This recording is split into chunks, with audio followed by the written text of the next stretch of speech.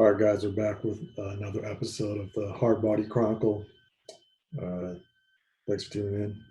All three of you that watch, maybe two and a half. I'm not sure yet. I haven't checked the metrics or the analytics yet, but I think that's the average. So I'll take it for now. Still growing this thing, so it'll take some time. So, anyways, yeah, just checking in. The lockdown is still in place here in Washington State. Seems like we might be peaking this weekend, is what I'm hearing. Hopefully, things calm down from here on out. But we'll see. Supposedly, early May is when the lockdown is going to be lifted. But we'll see. The governor can still make the call to see what happens with all that. But yeah, still working from home for the most part. Um, it's kind of weird, I think, because people can't seem to close Outlook for the day, so they will get an email like at 9 o'clock at night. Uh, Work related. Not sure why, but I don't know. So people can't seem to. I don't know. Distance themselves from work.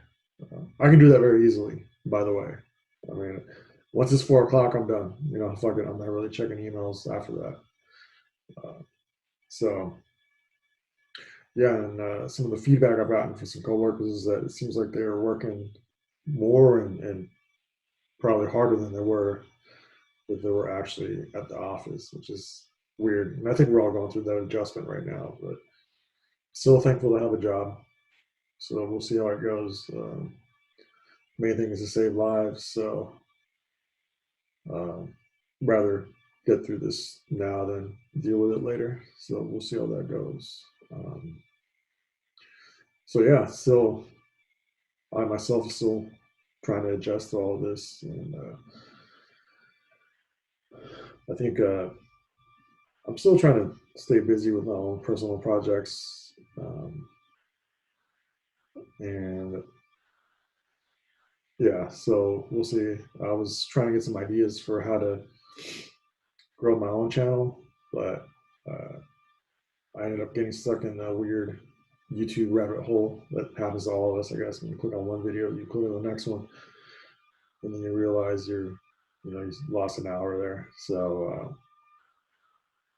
I actually took some notes because I was trying to grow my channel and see what other people do. But I actually just made a list of the weird things that I watch on YouTube that I think would be kind of interesting for people to know. So I'm just kind of putting myself out there. I thought it'd be goofy, and I don't really take myself very seriously anyway, so I don't really give a fuck. So it's all good. So yeah, it's kind of funny when you analyze the things that you're into, whether you share it or not. These are some of the things that I don't really think most people know that I'm into. Now, whether or not I actually do them or participate, that's a whole other issue. But yeah, I'll go ahead and give you a little bit of a breakdown. This is not everything. It's not a complete list, but some of the weirder things are maybe different, not typical interests that I have that you're not going to find out about. So yeah, one of the things that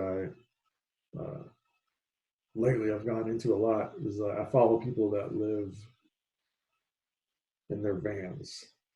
I'm not talking bums, but well, not necessarily, but people who essentially got like a Chevy Astro van and outfitted it to live in. So it has a bed, it's got a ventilation, it's got heat, it's got batteries, inverters to charge the batteries and all that. So you can you can live in it and essentially be off the grid. Um, that's kind of weird for me to follow because I'm actually not very outdoorsy. I don't like the idea of camping. I'll go hiking if someone drives me. I'm not gonna drive my car up those roads and get it all fucked up. But I'll if I hike a day hike, it's all good. I'll go. But I'm not one to plan that kind of thing. Uh, I know Seattle in general, it's a big thing. Everyone likes to go hiking. I guess it's a big thing on the weekends. People, right off of work, they'll go and go up a mountain and hike, 10 miles a day or whatever the fuck it is to do. And that's cool, but never really been something that I've cared to do. I mean, my parents didn't really care for that kind of thing.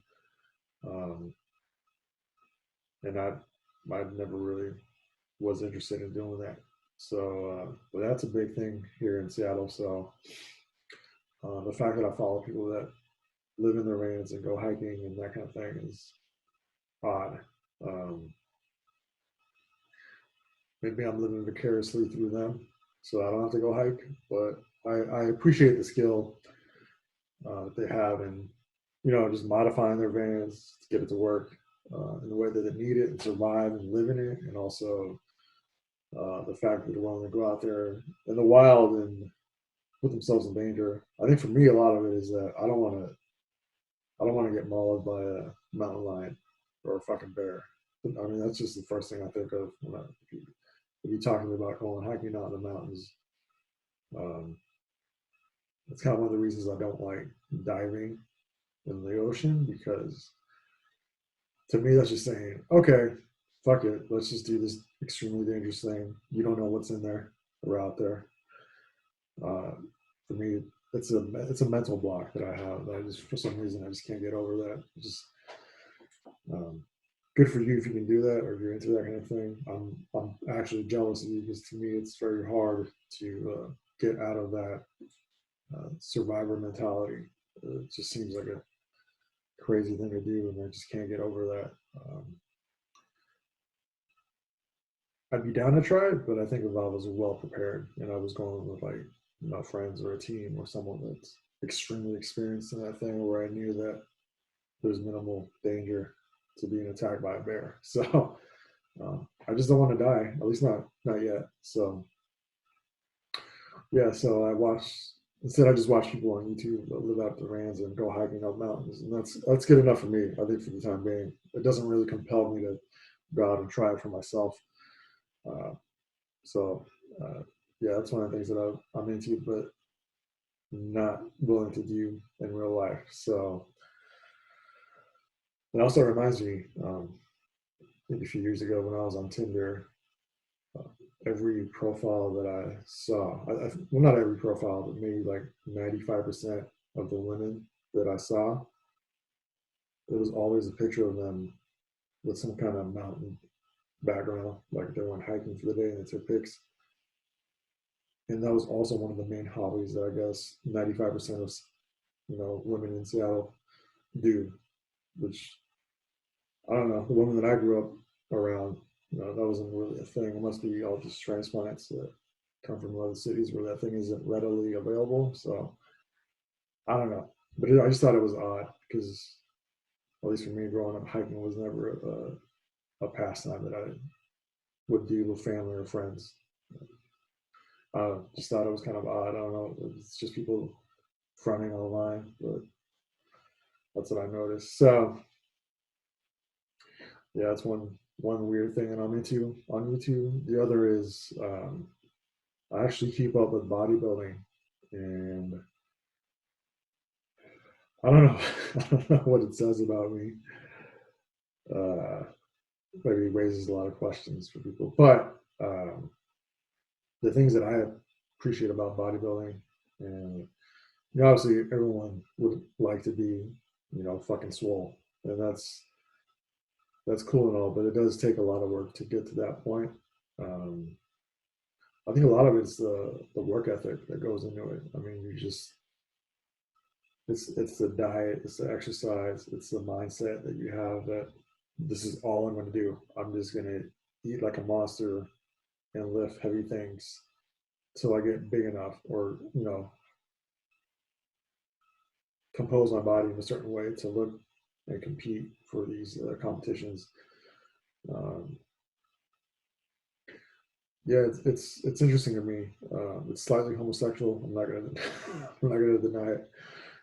I think it's a similar appeal to me. I think with like larger than life characters, it's kind of like pro wrestling. I think where it's this thing. It's almost fake, right? You see a lot of these monsters out there, like Kai Green's a good example. Jay Cutler, I mean, Ronnie Coleman, the bodies they have are just insane.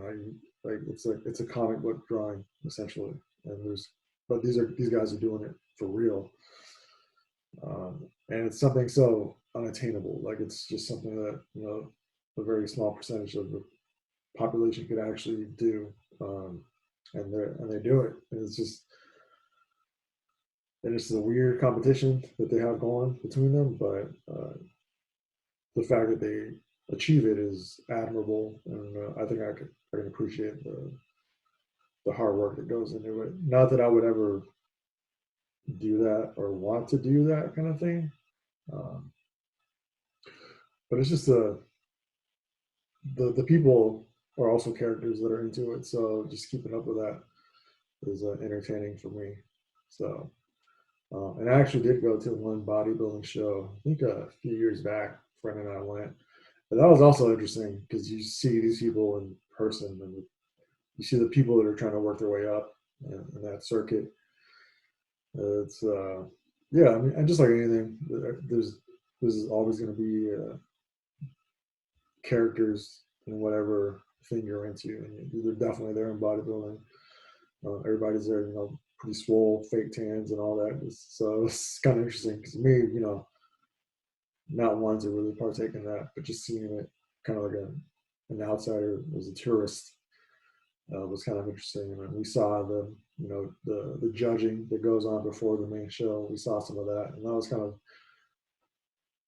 intense because it happens really quickly. So it's like you're fucking working your ass off year round, and then you have to make it to the main stage, and then all of a sudden, you're up there with like 20 other guys, and there's people judging you on your physique, and they're making judgments right on the call, like on the fly, essentially. And it's like, okay, this guy can move up or this whatever. So they're kind of adjusting the replacements in real time, and it happens within minutes. So that was also kind of intense. Like if I was a competitor, yeah, that must be a really weird feeling where you've essentially done all the work, and now someone has to say, "Oh, well, your work is good enough or not good enough." So yeah, so thought that was kind of interesting, seeing it in person.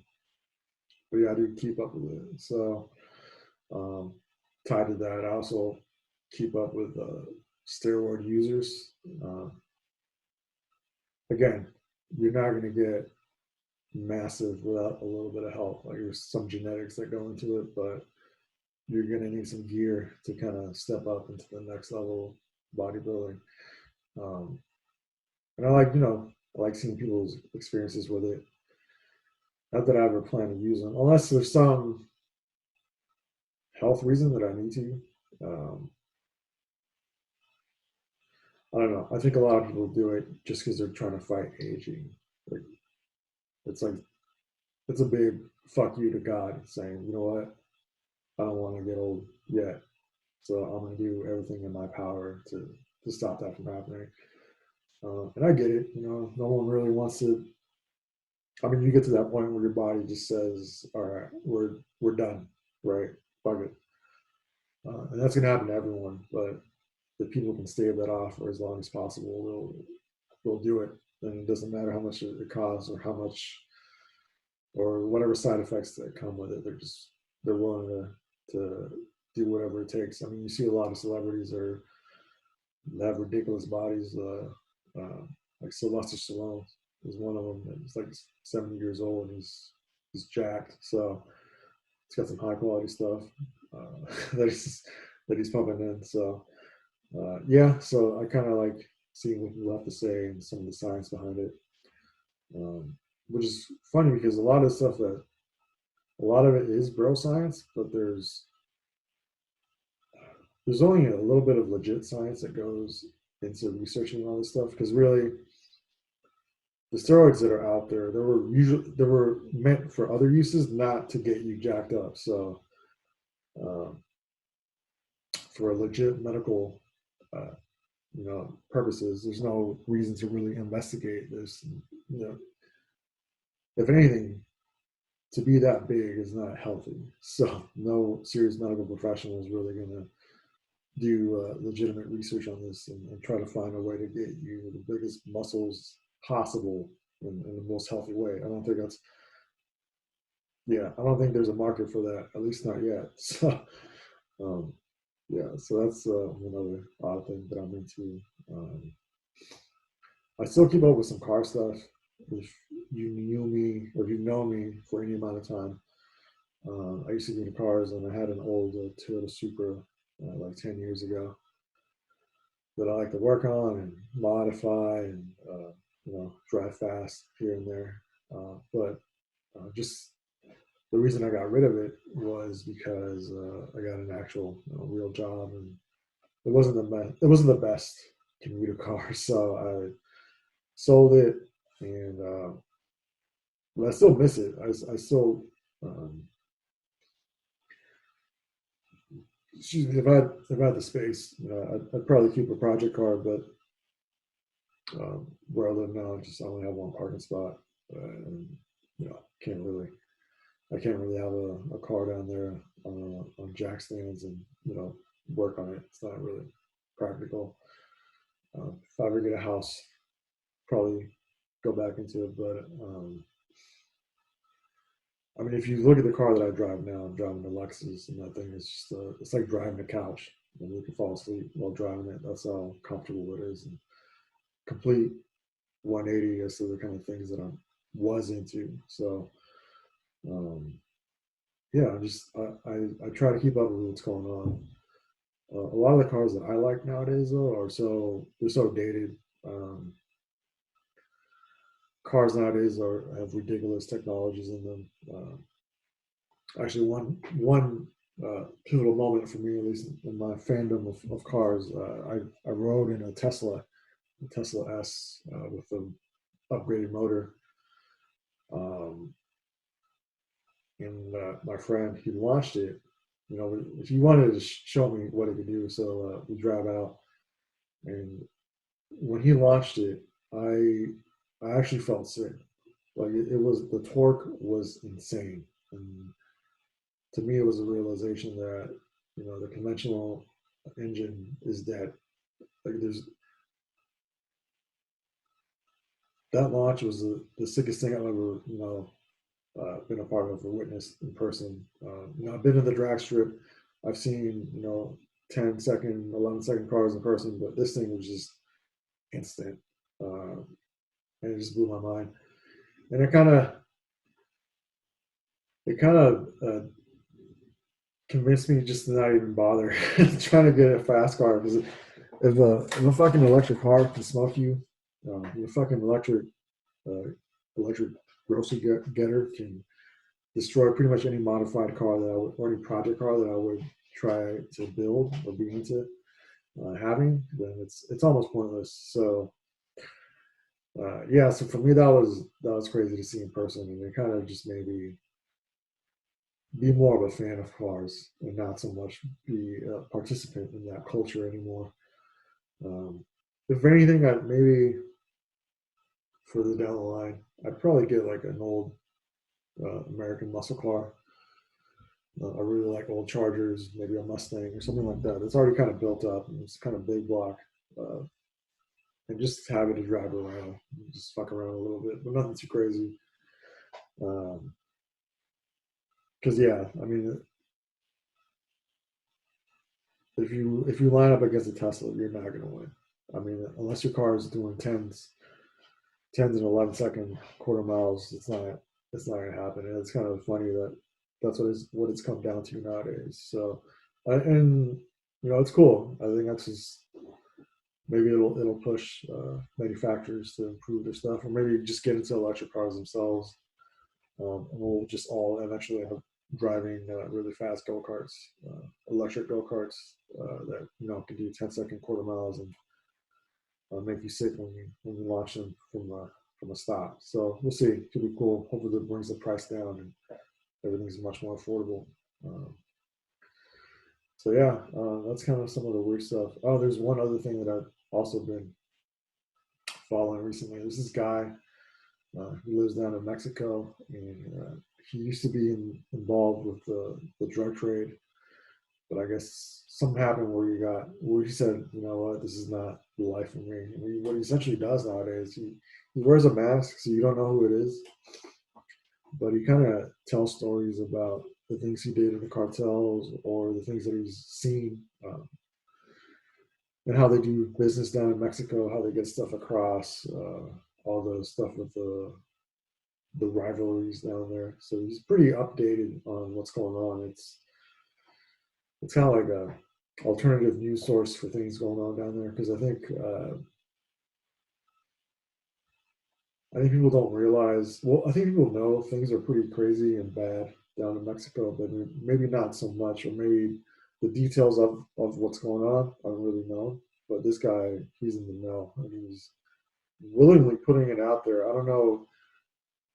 I mean, props to him. I don't know what he's trying to do or what his main goal is. I think he's just trying to get people to stop uh, participating in the drug trade and try to get them to see the error of their ways. And it's not that life that you really want to live. But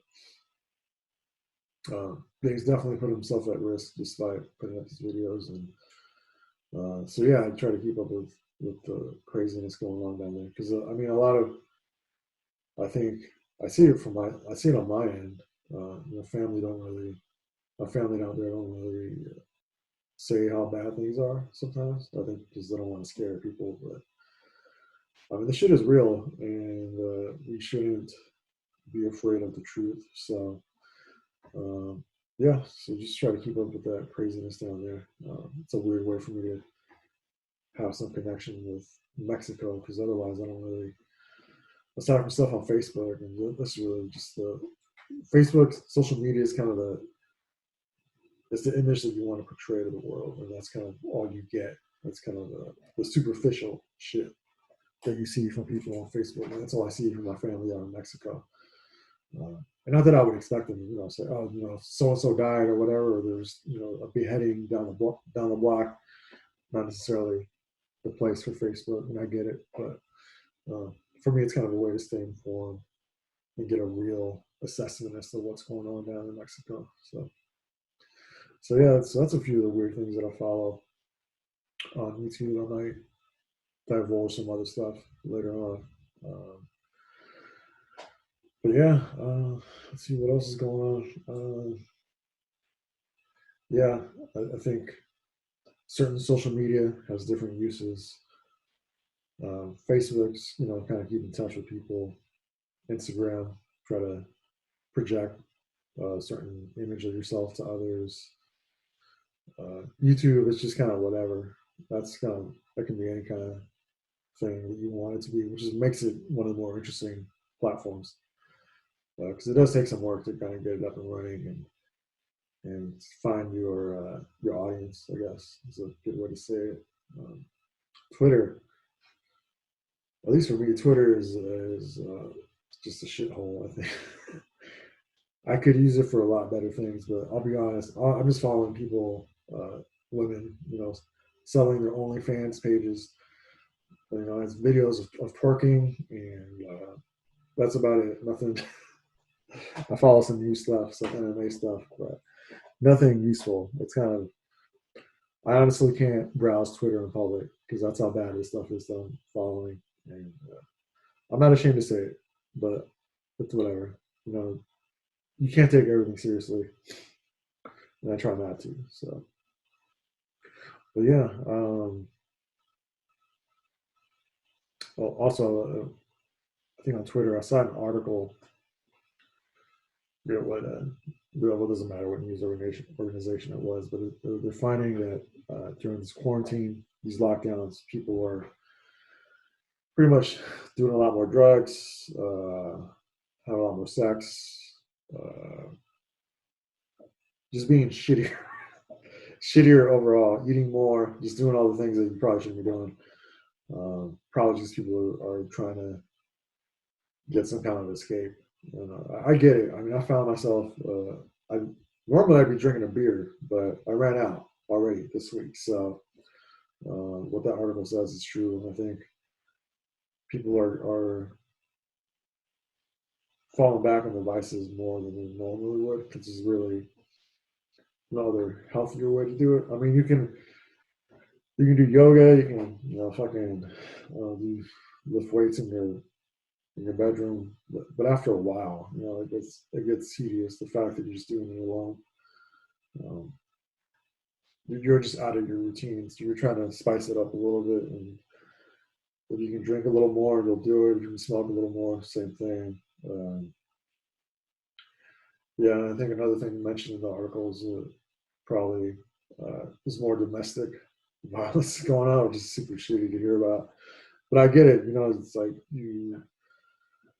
if your relationship's already in a certain state, the fact that you can't really go out, uh, take a breather like you normally would, go see your friends or go to a bar with some friends or whatever.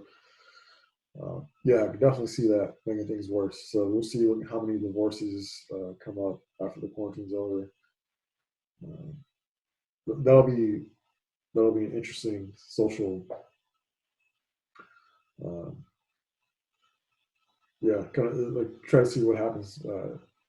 It'd be a good experiment to see what kind of data comes from that.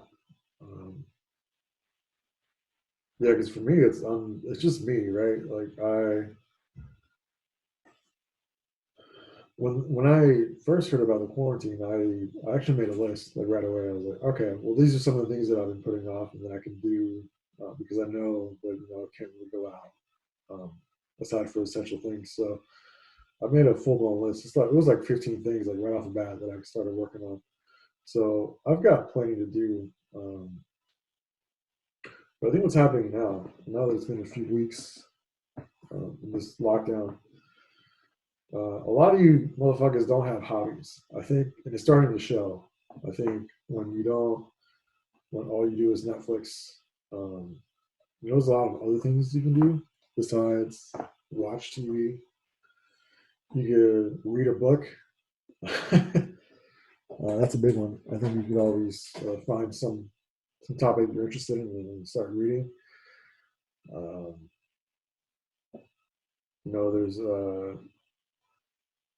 I think it's a good time to assess things that you've put off for a while that maybe you're interested in learning about. I think for me, um, you always got to have goals, right? There's always something you got to be working on or working towards. If you don't do that, I think it's really easy to get lost in just the everyday shit of not really getting much done. Like you go to work and that's it, right? And you're kind of stuck in that mode where you just kind of do the same thing over and over. And you're not really learning or growing as an individual. And I think that for a lot of people right now, it's starting to show that you really don't have, um, well, maybe to put it in a nicer way, you should really start aspiring towards other things and trying to find those things that interest you or things that are important to you and seek the knowledge that you need to get you to where you should be, right? Um, it's probably a good time to, um, start looking if if you thought about going back to school, this is probably a good time to start saying, all right, well, what is it that I'm actually interested in? What is it that I would like to do from here on out, right? So I think this is the perfect time to kind of do that kind of thing, kind of take mental inventory of where you're at, uh, and take a look at the things that you're you're happy with, things that you're not happy with, things that make you want to better yourself, and to be realistic and also to be honest with yourself as to the things that you could work on to make yourself just a better individual, a better person for the people in your family, for yourself too. So if you're not taking care of yourself, you can't take care of others. So I think it's a good time to kind of reassess all that stuff, and I mean, make a list of things that you can improve on, things that you wanted to learn or research.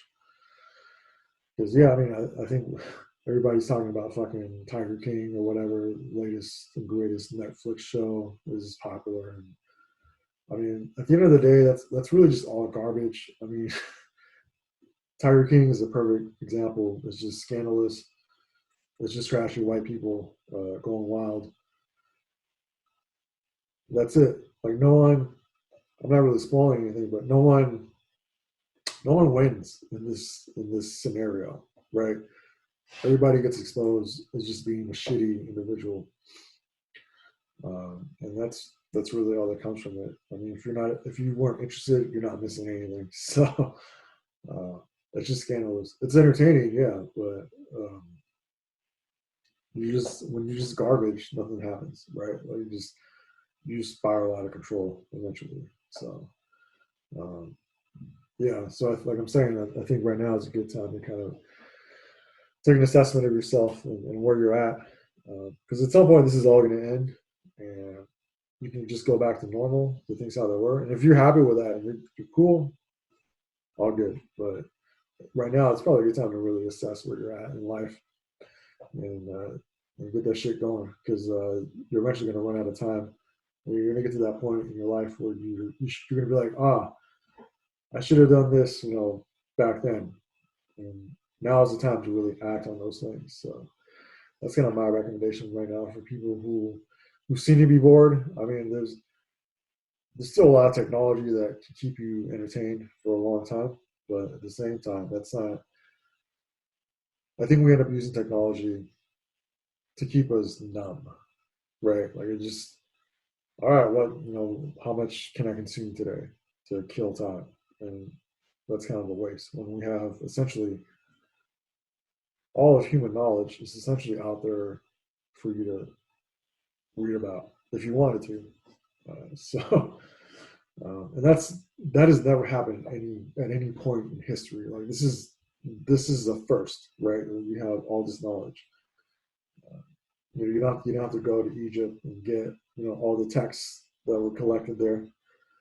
Uh, like it's all there online right now, one Google search away. So I think it's a good time to maybe, like I said, reassess where you're at and where you're trying to go. Um, yeah, because there's no reason for people to be that bored. I just really find it hard to believe.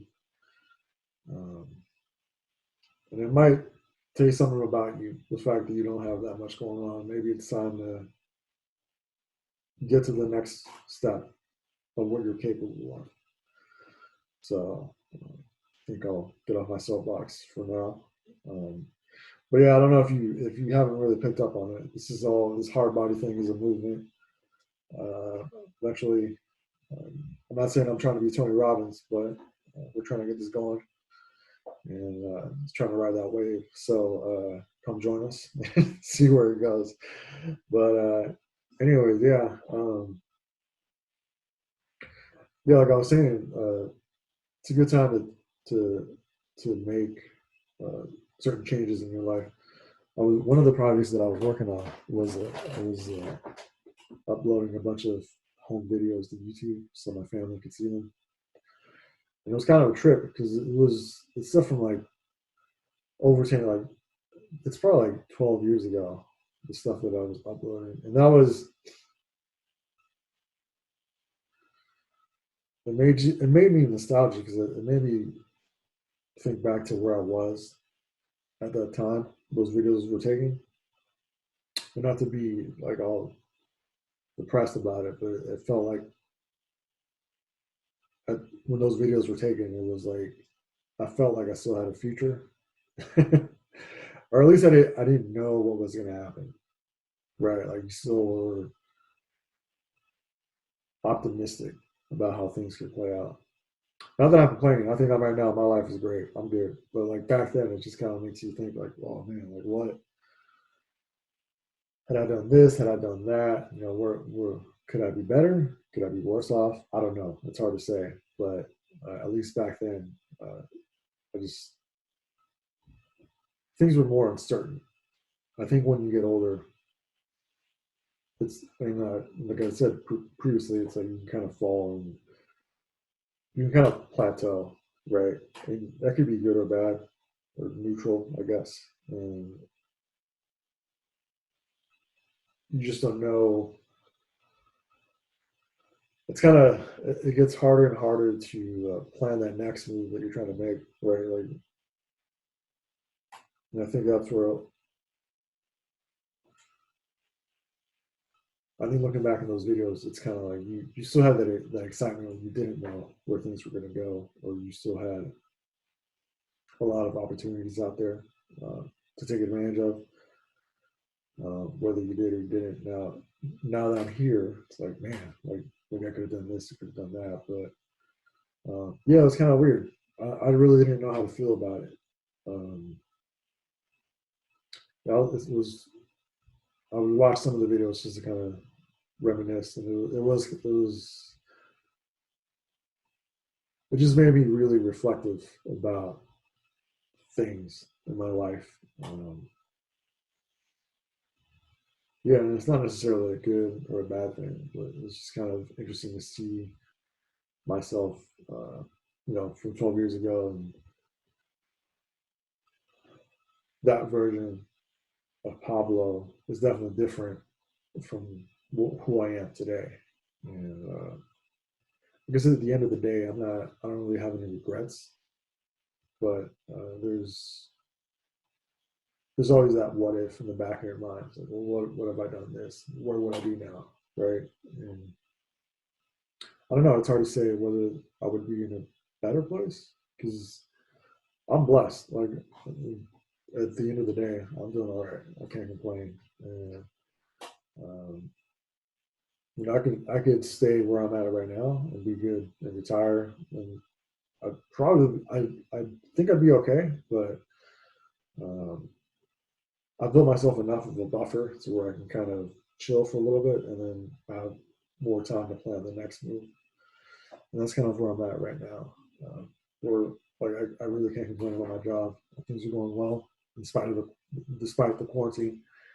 Um, so yeah, but like I said, you can't get too complacent. You always got to have something planned for the next move. So I would recommend everybody be that way. You just can't if you don't want to stay stagnant. Because once get married, you have kids and all that, it's so hard. It's so hard to to take on those challenges, right? Like going back to school with a kid, that's really hard. And big ups to everybody who's doing that, or just because it's for example, you have a kid or whatever, it's like that's not really your life anymore. Your life revolves around your child and taking care of them and making sure they have everything they need so that they can succeed. And that's a huge responsibility. So um, the earlier you can get that kind of stuff done, the better. So yeah, because you don't want to wake up and it's too late, right? That's kind of the biggest fear that I would have. So get your shit together sooner rather than later. I think that's the main message that I'm rambling about today. So yeah, aside from that, I think see what else some random shit going on. Uh, the other night I was trying to fall asleep and I heard this woman have the loudest orgasm ever, like straight up screaming. Uh, Not gonna lie, it got me hot and bothered. I do know what she looks like. It's definitely attractive. So yeah, just kind of it was great. It was great. I love it. We'll see if I bump into her. I don't know. But anyways, yeah, going up the stairway the other day, I heard one of the neighbors. It was a couple just fucking arguing. Um, Home dude I guess, was tired, and I guess his woman got mad at him for taking a nap, and he was like screaming his heart out. Like, it was really, if I can be honest, it was pretty fucking pathetic.